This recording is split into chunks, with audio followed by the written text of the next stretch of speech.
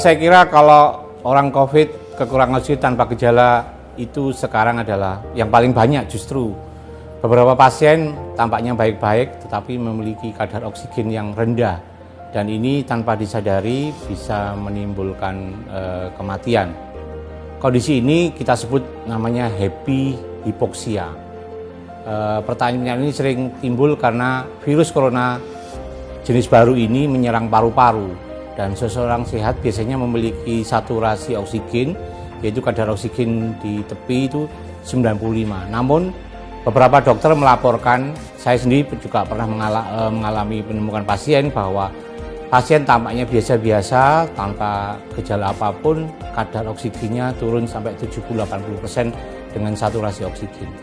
Karena itu ini tidak ditemukan pada kondisi penyakit-penyakit influenza yang biasanya.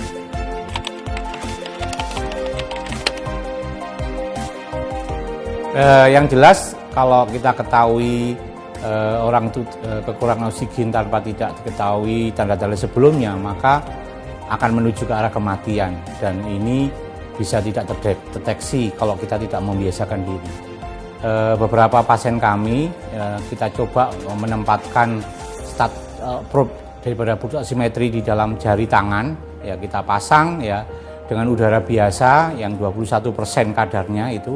Biasanya orang itu cenderung kadarnya di atas 95. Pada pasien COVID ini kalau kita pasang kadar itu adalah 93, 92. Kalau kadarnya masih rendah, masih 93, 92, saya kira masih cukup representatif karena dia masih dalam posisi yang infeksius, yang sakit, yang perlu dibantu dengan suatu edukasi, dibantu dengan semangat, dibantu dengan obat-obat sintomatis supaya kadarnya menjadi lebih baik. Ya. Tetapi jangan dibiarkan tidak diketahui, karena itu biasakan pada pasien-pasien yang sudah terkonfirmasi positif, usahakan monitoring pulse oximetry ini, yaitu mengukur kadar saturasi pada jari tangan kita. Cara mudah untuk mengetahui kekurangan oksigen pada kondisi COVID itu melakukan pemeriksaan pulse oximetry tadi yang saya katakan. Jadi pasien yang kita duga mungkin ODP, OTG, PDP atau konfirm positif itu harus selalu dilakukan pemeriksaan. Karena itu mereka yang melakukan karantina mandiri diingatkan bahwa mereka harus selalu bugar, mereka harus selalu tidak ada tanda-tanda yang tadi yang kemungkinan kekurangan oksigen dan lain-lain. Yang kedua adalah mewaspadai gejala-gejala COVID awal-awal. Jadi kita harus ingat, kita pernah demam, kita pernah batuk, kita pernah flu, pilek, sesak, kita pernah nyeri otot disertai riwayat demam.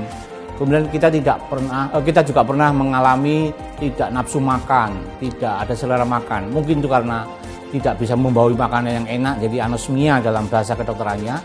Kita pernah diare, sakit perut seperti kelelahan, masuk angin dan lain-lain seperti begitu. Itu adalah gejala-gejala awal daripada COVID yang kemudian pelan-pelan selama kurang lebih 1-7 hari menuju arah ke infeksiusnya dan terakhir setelah lebih 7 hari mereka tidak sadar bahwa kekurangan oksigen, maka biasanya mereka menuju ke arah ke lebih berat lagi, yaitu pasien jatuh menjadi gagal napas. Yang terakhir pesan saya untuk masyarakat, kenali gejala awal sejak dini. Semakin dini gejala terdiagnosa, maka penanganan COVID-19 insya Allah cepat teratasi. Saya Dr. Kris Yogo, spesialis anestesi, konsultan anestesi regional dari ID Surabaya.